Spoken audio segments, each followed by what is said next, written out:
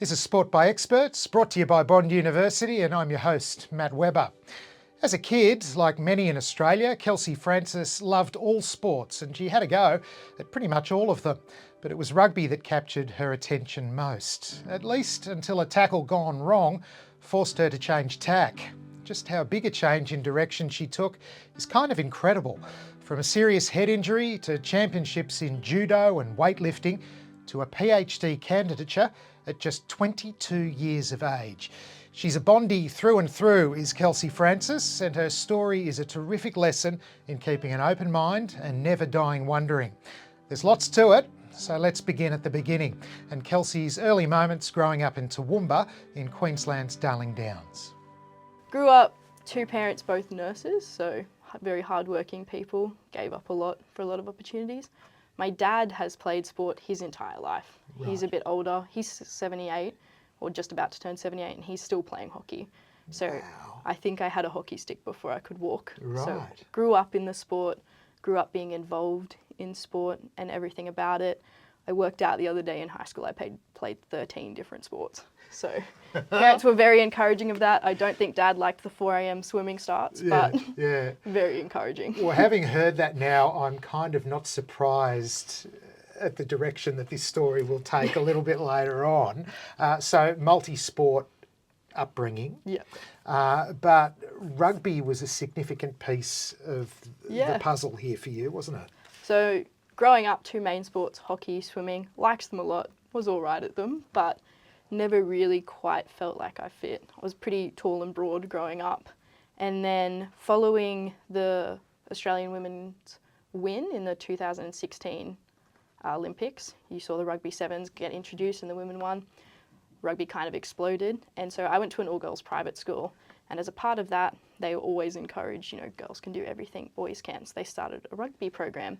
And my friend Lavina was very heavily involved in rugby in Toowoomba, and she was like, you got to do it, you got to do it. Yeah. So I did join rugby in 2016, and that was great. I feel like that was the first sport I felt like that was for me. I belonged. I did a lot of school rugby, club rugby, a bit of regional rugby, and really loved it for a long time. But that came to an abrupt halt one day, didn't it? It did. Can you talk us through it? I think that probably came from a bit of overloading sports. So I'd come back from a 3-day hockey tournament for school. We won the Queensland All Schools. That finished at Tuesday about 5 p.m. and I decided to go to a rugby tournament that night. And fatigued? Yeah. About probably the third or fourth game, I was a bit annoyed. Someone dropped a ball right before the try line, went for a big tackle, and unfortunately collided with a shoulder check directly to the neck.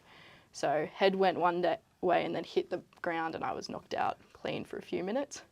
Carried off. That's a long time. It was a long time. Do you have any memory of it? I remember actually a lot of it, which was going into the tackle, and then I remember kind of waking up people around me, being walked off the field.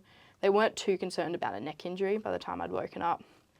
I remember walking off the field. I distinctly remember saying the sun was very bright, and I think that's quite a common symptom of a concussion. So everyone knew what had gone on. Yeah. But yeah, I think that is quite rare, remembering most of the things that happened. What happened next, though, was kind of, life-shaping for a while. Yeah, so I had some brain swelling, so I got a lot worse. So first when it happened, classic concussion, you're slurring your words, you probably sound a bit drunk. That was on the Tuesday. By the Friday, I was hospitalised. I couldn't walk properly, I couldn't speak properly. I had a lot of swelling and damage to the language centre in your head, which is back here. So when I'd hit the ground, I had bruising on my brain that caused a bit of swelling. So I was in and out of hospital for a few weeks. For probably about a month, I couldn't speak properly. There was a period, about half a week, I couldn't even say my name. So gosh. I couldn't speak at all for a little bit. How does that make you feel, though? It was quite scary because I could think. So I could think in complete sentences. I knew what was going on around me, but I had no way of communicating that. Because I couldn't speak, and it was the particular part of my brain that was damaged, I couldn't write either. So typically ways, if you can't speak, they'll get you to write. Remind us how old you are? At the time, it was 2018, so I would have been just 16. So year 11, year 12, not too far away. Yes. Yeah. So I think it was the end of grade 10. So I missed out on term 4, half of term 3 of grade 10, because I couldn't go to school for a lot of it. I couldn't speak, couldn't talk, couldn't write. Went to see a few neurologists. They told me I'd probably have a bit of lifelong damage, and I developed what's called post-concussion syndrome. So even after I could begin to speak, I had very epileptic-like episodes where flashing lights would cause it to happen again, so I couldn't speak. So thankfully I was only 16, so nightclubs weren't really my thing then. But yeah, so any flashing lights, it would then, thankfully it only lasted a couple hours, but any movies or anything like that, I then would start to communicate at probably the preschool level rather than whatever level I was thinking So at. to send you backwards in Yeah. a very real sense. So I think the best way to say it is if I was thinking of a sentence of the brown dog jumped over the black cat, all I could say was dog jump. And I couldn't actually describe what I was thinking. So I could think completely clearly, just couldn't articulate it very well. I can't help but think of your parents and your wider family in a moment like this, and or across this period of your life. Well, they've both got a medical background, which must have been a blessing, but it must have been absolutely terrifying for them. My mum wasn't there at the time. My sister's heavily involved in the arts, or a bit different. She was performing at the Queensland Conservatorium at the night. The one night she wasn't there. Wow. So she was quite scared when she came home.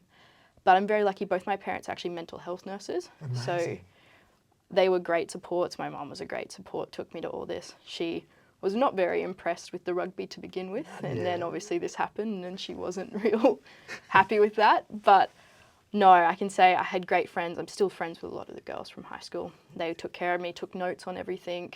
Mum and Dad were great, but I don't think if I had quite a good support system, it would be quite the same way I am now. How long did it take for the fog to lift? I would say about 4 to 6 weeks from when I could confidently speak. I had a lot of problems with word recall for a very long time. That probably lasted up to about 2 years. So that's just typical. You see it in dementia patients. You see it in people that have some sort of brain damage of you can speak and then all of a sudden you just forget simple words. But that has thankfully gone away now, which I'm very lucky about. How did you manage through year 12? Because, well, we'll talk about this in a bit more detail, but you have ended up at a university studying commerce law, so this has a happy ending. But year 12, how did you work your way through that? So as I said, I missed the complete end of grade 10, which is when I was the first year of ATAR system. Okay. So they'd started year 11 working in grade 10. So basically I missed the start of senior yearing. As I said, I had great teachers. I had a really great opportunity with my education. As I said, my parents gave up a lot and sent my sister and I to private school. And the school was fantastic. Caught me up on a lot of work, made sure I was getting all the work. I was very supported. My friends were supporting me in a social aspect. The school was very much supporting me. I am very naturally smart, which I think is also quite a blessing. That sounds probably bad to say. You have a work ethic too. Yeah. So working really hard. So managed to catch up. Everything sort of clicked into place. I think there was a few tests, the first kind of internal assessments I didn't do quite well at, but I managed to catch up as we went on, which was quite lucky. Yeah. And you came out of it and decided, well, what's next for me? Why did you choose Bond? I did a lot of STEM subjects in high school, and I actually went into med school for a little bit. So I did a few university subjects in year 12 through the USQ Head Start program. And I got about to halfway through university, through year 12, and I realised that's actually not what I wanted to do. I'm a bit squeamish, actually, ironically. And I thought a whole lifetime of seeing people's blood and body parts was not actually for me. Right, yeah. And I'd thought in grade 9 I probably wanted to be a lawyer, but everyone told me I couldn't sit still long enough to read all the textbooks. And so I kind of went, maybe I'll go into medicine. So I decided maybe I will give law a go. And I'd applied for a scholarship at Bond in their medical program. And I just contacted them and I said, what would you recommend? And they said, if you're not 100% sure on law, maybe try a double degree. So I actually started here in law and business and later transferred into commerce. If we can go back to your sporting timeline now. Yeah. We've got the academic stuff down, although there's more to be told in that space too. It was no more rugby. That I don't think Mum would have allowed it. I think Mum would have probably been the one to kill me in the first. She's put the foot down and said, no, Kelsey, this is not happening. But was it as part of your general rehabilitation that you developed an interest in lifting heavy things? I'd started at the gym while playing rugby, right? I was always a bit bigger and stronger, but it helped going to the gym, building that muscle, which I think, because a lot of girls weren't doing that, especially at the time, there wasn't as much media coverage of strong women. And I met a few girls through rugby and through hockey who were doing weightlifting, the sport. And they were always trying to get me there, and I kept saying, no, I'm too busy with rugby. Had a head injury, obviously no more contact sport for a few years. And I really struggled with that. I was even probably only 6 weeks out. There wasn't social connection. I didn't have that community. I didn't have anything to do with my time. I'm sure I could have found something. Yeah, but yeah. So the team element of your sporting existence was obviously a significant part of it for you. Yeah, and I think, we touched on it, I did so many sports, I always had that. So suddenly had nothing. I struggled so much. But I wasn't even allowed to play non-contact team sports because, I mean, if you look at netball, which is a non-contact sport, they hit each other all the time. So I wasn't allowed to do anything like that. And my friend said, why don't you just come and give it a go? So after a little bit of convincing, a little bit of negotiation, I did show up. And I would say I actually probably didn't like it the first session because I wasn't naturally very good at it. Right. And I think I'm very blessed that naturally athleticism across multiple sports, whenever new sport I've tried, just carries over a little bit. It's a very awkward sport, I'm going to say. It takes a lot of years of technique work. It's precise. Yes. And I think for a teenager who's just basically been told she can't do what she wants to do anymore, I was a bit annoyed. Wasn't the best at it, I've gone from squatting 100 kilos to going with a broomstick. Wasn't really impressed with that.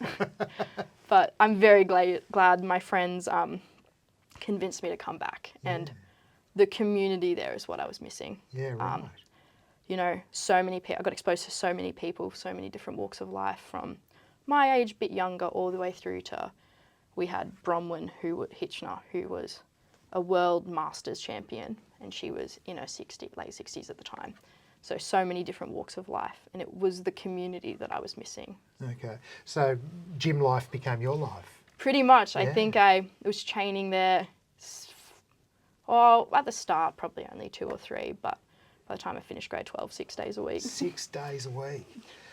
Technique and load. How do you develop as a weightlifter? I mean, how much time do you invest in technique so you can lift more?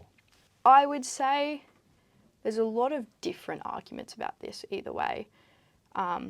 You'll see there's someone like Olivia Reeves, who's the best in the world in the 77 kilos category, and she'll claim she only trains 3 days a week, and she said nothing more than that is helpful.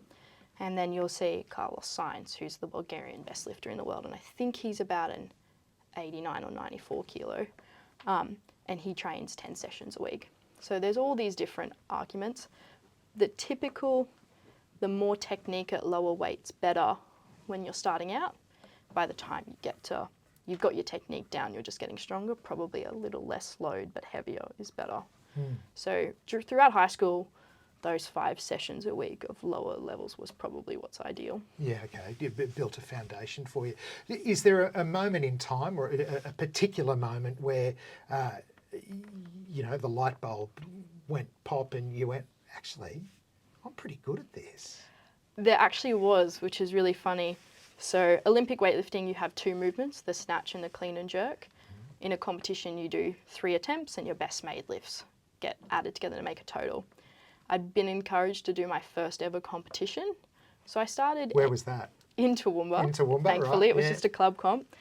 And with the snatch, I couldn't sit down in the bottom. So it's straight from the ground to above your head. And you'll see everyone has their hands pretty wide. And I wouldn't sit down. I just kept basically reefing it from the floor to above my head. Right. And I was like, oh, this is cool. I think I looked back and I snatched maybe 25, clean and jerked 50 at the time. But the community was, cheering me on, come on. It was great. My parents were there, but as I said, just the community of weightlifting itself was so encouraging.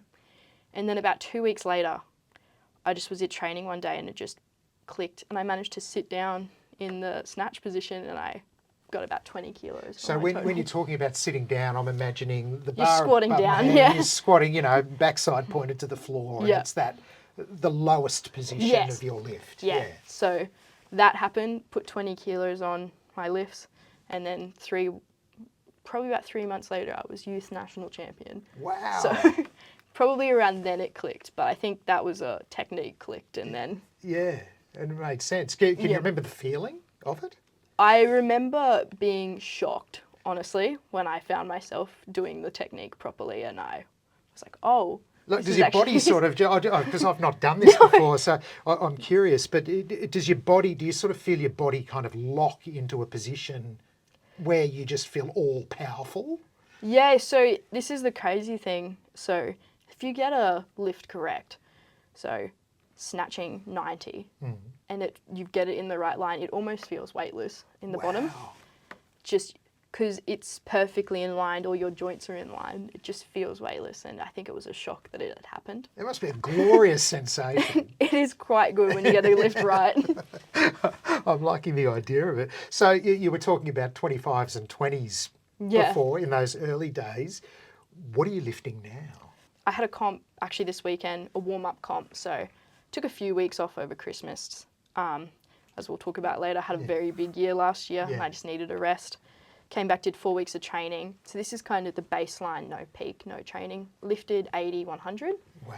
So you've quadrupled since those early days. Yeah. So hopefully good day, we're looking at more 90, 115. Yeah, okay, So. okay. And look, I feel like we've pulled an entire chunk out of your story here, from those formative moments in Toowoomba to now, regular competition. But you're a national champion in this sport, aren't you? Yes. Talk us through that when you had your big victory. Well, I've done it a few times now. Talk us through your breakthrough victory, if you like. Yeah, so that one was in 2019, youth, so under 17s. As I said, was relatively new to the sport. I think I had managed to, like every athlete has a story like this, done my ankle about 6 weeks before, and I just decided I was going to keep training. Again, Mum wasn't really impressed with that one. But yeah, so not only was that my first ever time at a national championship, I'd never gone I'd been selected to go to the rugby one, but obviously had a head injury, can't go anymore. So it was first ever time at a nationals, and I was just hoping to get on the platform, make a total. And I ended up doing a PB by I think about 6 kilos to win my weight category at the time. And that was a pretty good feeling. So that was great. So much better than I expected, obviously. And my coach was very happy. Greg, he's put up with a lot over the years. But yeah, that was a great feeling. Family was there, coaches were there. And it just felt like beating the odds of going from hospitalisation to, I think, probably exactly a year later on the top of a It's not a national long time, podium. is it, really? No, Yeah. When you think about an athlete's development, and in the course of recording this podcast, we speak about lifetimes of developing core strength and motor skills and cardiac bases and all that sort of thing. You've gone from not even being involved in the sport to being a national champion a year. Yeah. That's pretty clever. I always actually advocate younger athletes diversifying the sports. I played a lot of different sports.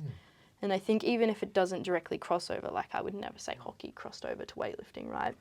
But young athletes developing those motor skills, learning where your body is in space and how to move your body helps a lot, because that's what you see. Actually, gymnasts are very good at weightlifting when they come over, because they spend so long developing exactly where their body is in space.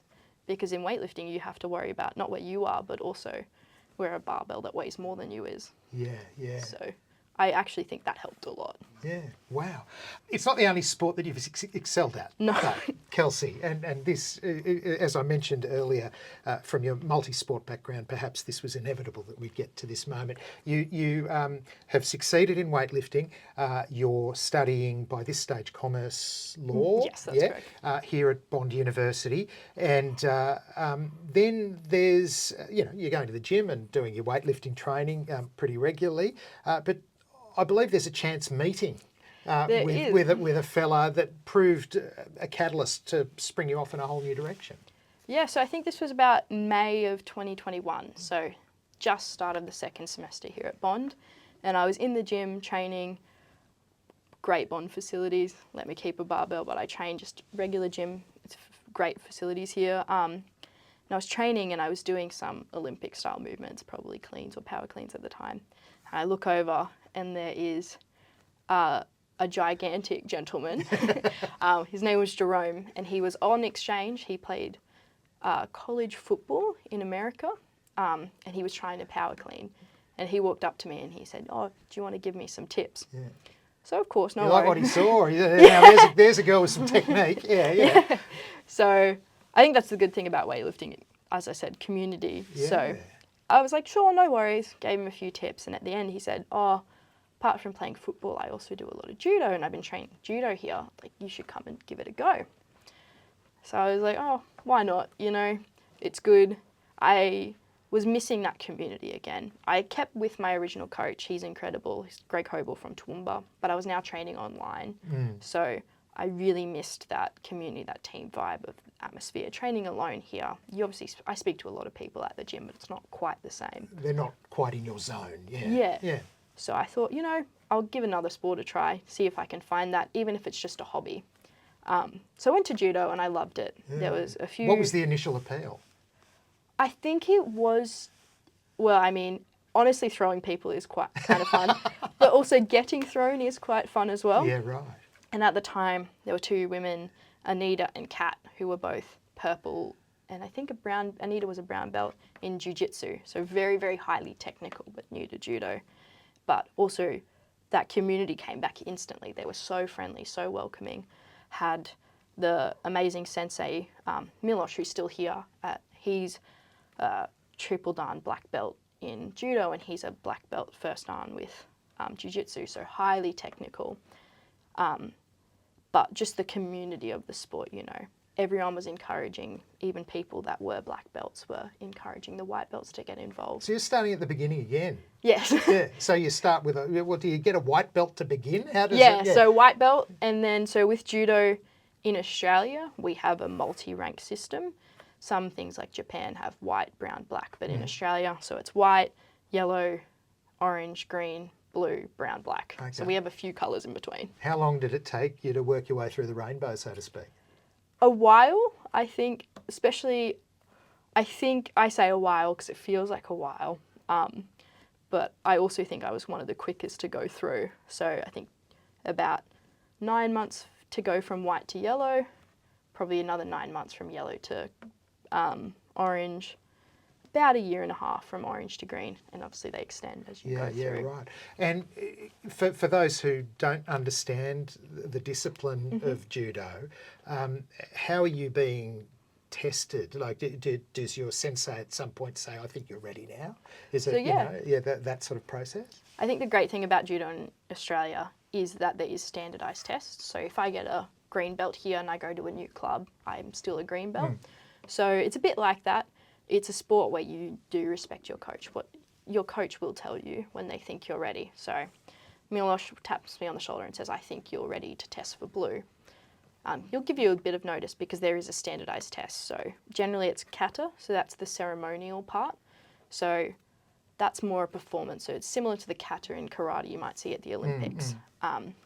So you're two of you running through a series of moves together.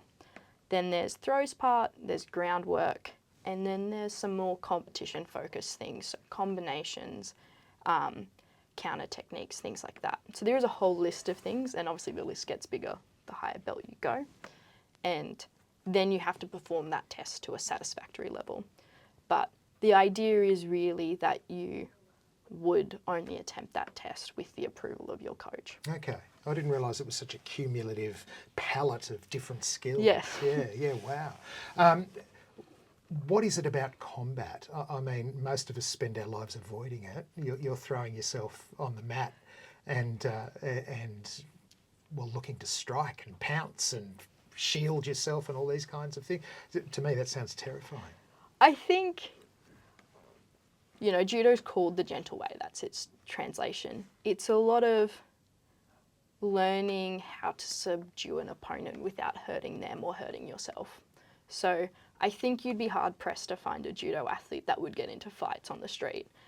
The whole point of judo is that you avoid fights where possible, and it's just what to do in self-defense if something comes along. So it's a defensive art. It's very much a defensive art, and you can even see that coming through in competition, because every throw it's using your opponent's weight against them. Okay. So they need to make the first move first.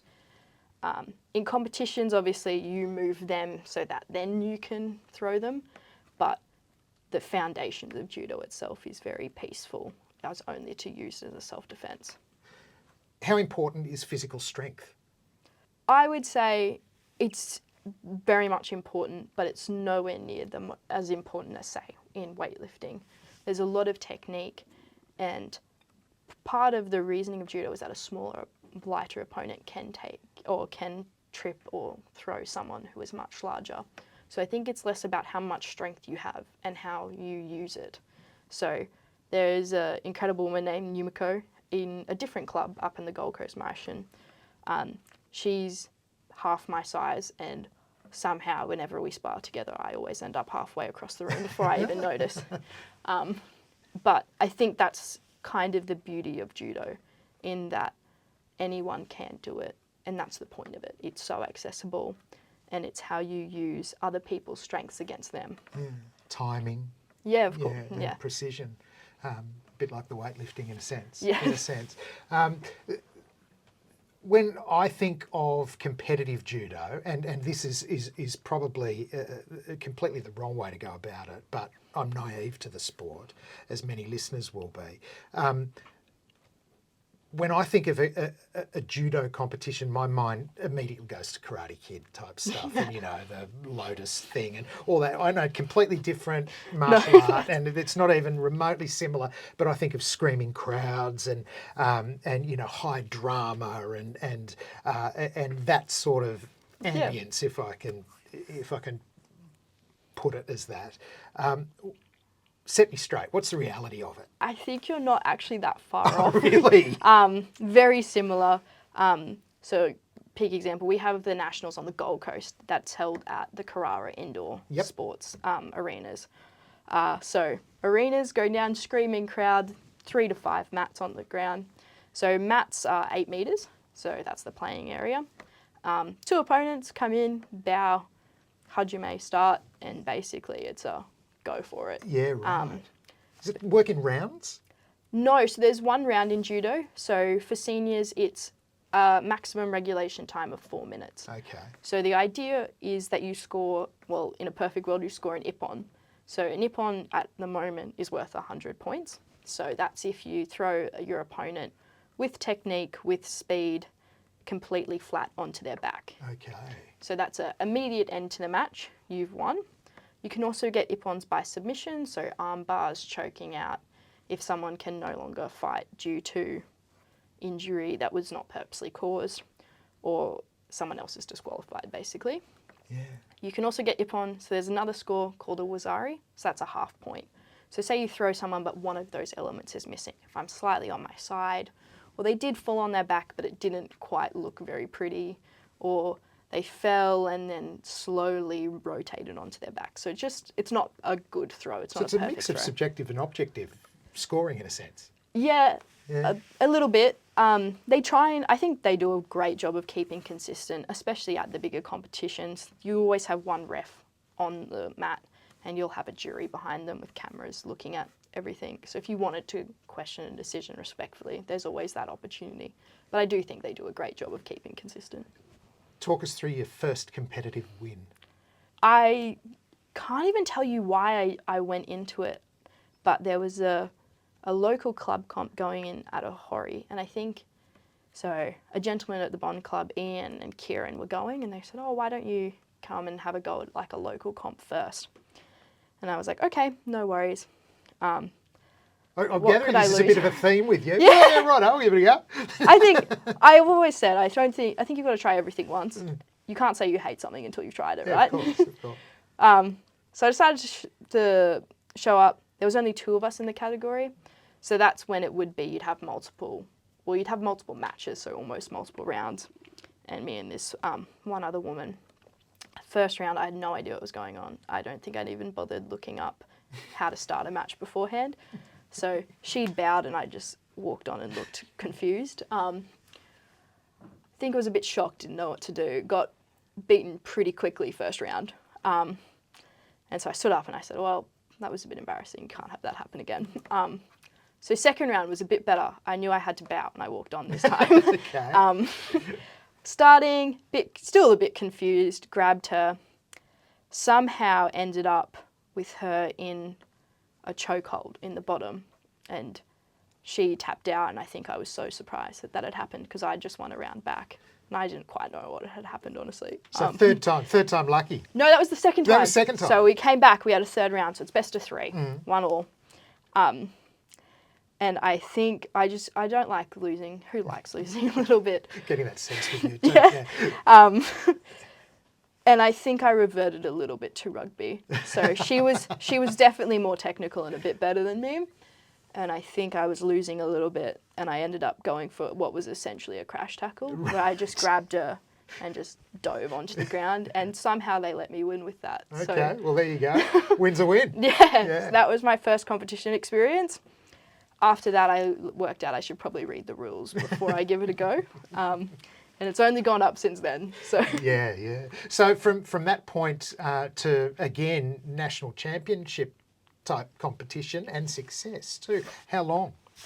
I think that was probably end of 2023. I started competing at some states and some uni nationals in 2024. That was more, I wasn't bad, but I wasn't quite good then. I was learning the rules still, learning what it felt like to train against different people. At that point, I'd only ever trained at Bond. And so that's the thing. People have a fighting style. You get so used to it that when someone goes outside of that, it's a bit shocking. You don't know what to do. Last year, I started training a bit cross clubs, but I think that's also just a moment where everything clicked. So last year I did states, I had nationals, I did uni nationals, and I went to the Queensland International Open. And I did quite well across the whole board. And I think everything just clicked. It had one of those clicking moments, it started working. I realised it wasn't you've got to muscle everyone through it. It's using your technique and what you've learnt to get the result you want. If you had a choice between weightlifting and judo, could you make one? I really do like them both. I think, unfortunately, though, weightlifting helps judo a lot more than judo helps weightlifting. I don't think I would ever pick one and would never do the other again. But as I get higher up, I think I would have to prioritise one over the other. And at this stage, just due to where I am in life and compared to the ease of training, it would probably have to be judo. But that wouldn't stop me from going back to competing at weightlifting full-time later on down the track. What are your ambitions in both sports?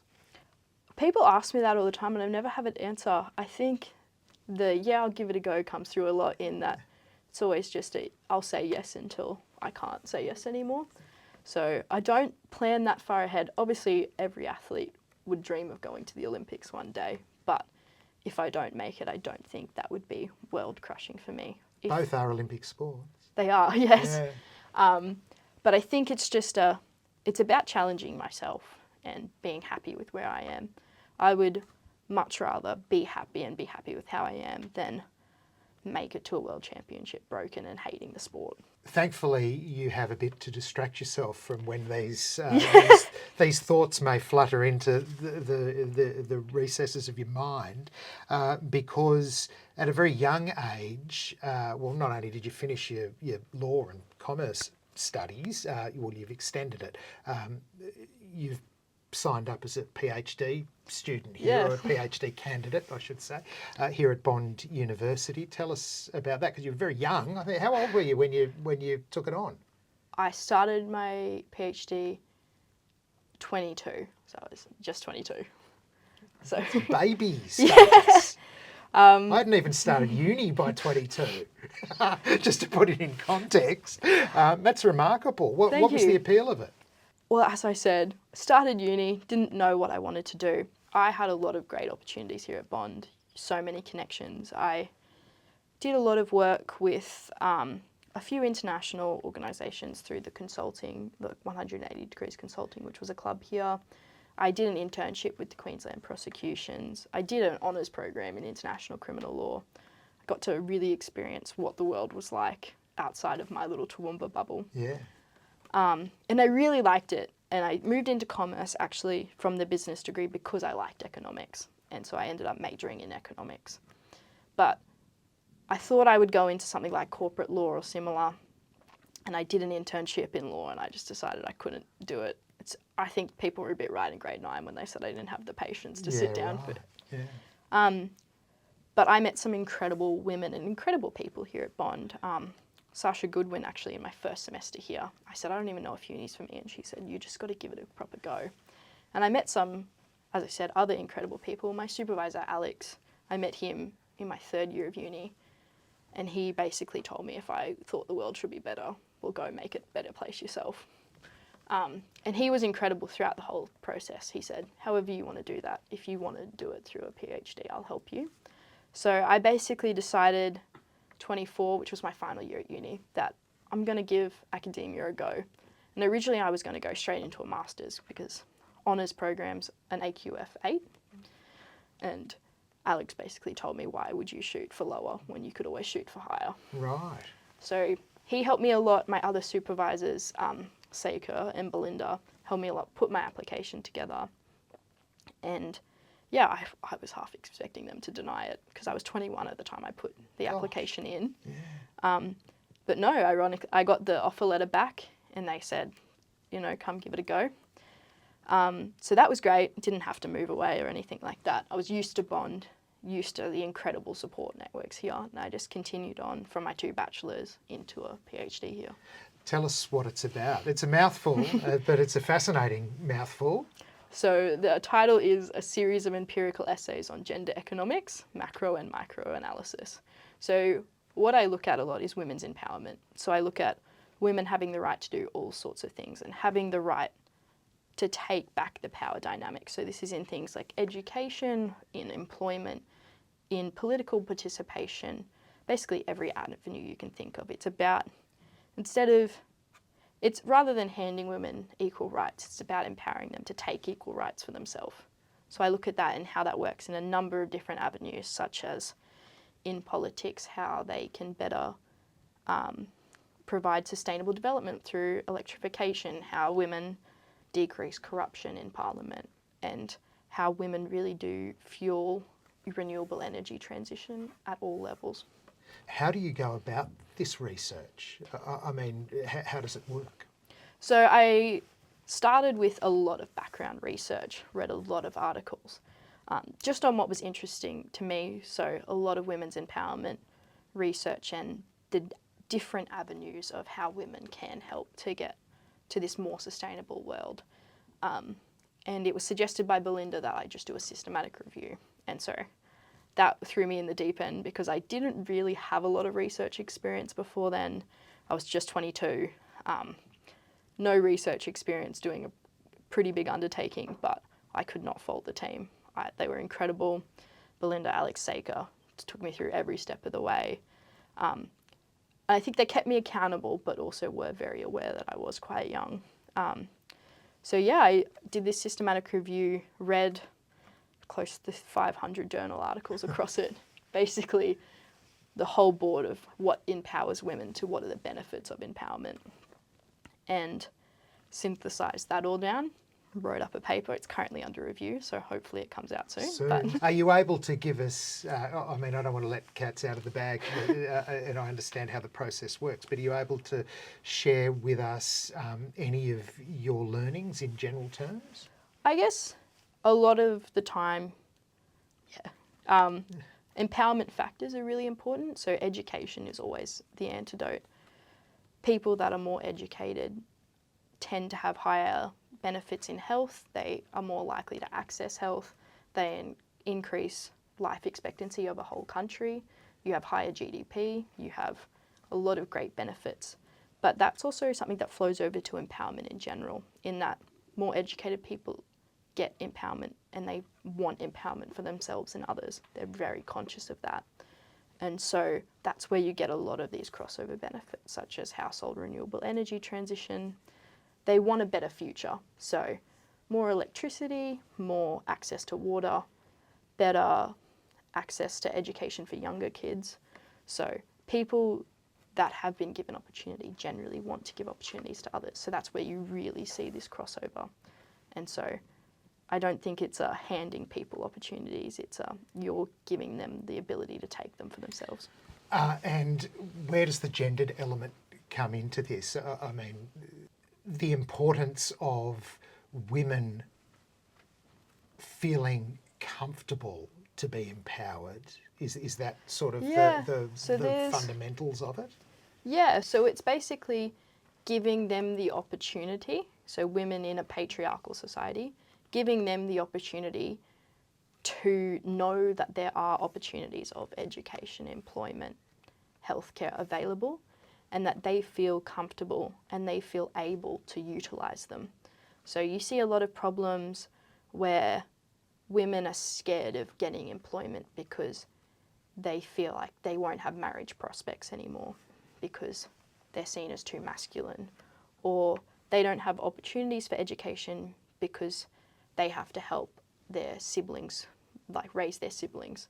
And so it's about showing them that there are possibilities of doing both. How do you cross cultural boundaries in this instance? That is a real challenge, and I think you really have to rely on people from the area, because you don't want to be a Western researcher looking at cultures and saying you're doing something wrong. Exactly, yeah. Because obviously that's been happening for hundreds of years, right? I see conflict around us at the moment in a similar light, yeah. I think it's about equity rather than equality, and that comes out a lot. You want to have these people have the opportunity, but not be telling them what they should or shouldn't do. It's basically saying, hey, education is important and it's available, without saying you need to drop everything and go into school. Yeah, okay. How long have you got to go? About 1.5 years in. I'm hoping to be finished end of next year, so in the 3-year cap. Classic Kelsey Francis ambitious timelining going on here. Hopefully. And what are your ambitions with it? You did mention world changing when we spoke earlier. What potentially could you do with your PhD? Obviously academia is always possible. You have the research, the education. I think potentially first I'd want to do something like political consulting or developmental policy consulting. Having the background, having the knowledge and providing evidence to why those policies are important would be something I want to do. It's more a younger person's thing, they tend to say, because when you have a family and kids, you can't get up in the middle of the night and fly to an international meeting. So I think for a little bit that's what I'd want to do. I'd want to use a more hands-on approach for what I've learnt. And when I want to come back and settle down for a little bit, maybe that's when I would go into teaching. And I do really like teaching and research for that kind of thing. Good luck with everything. Thank you very much.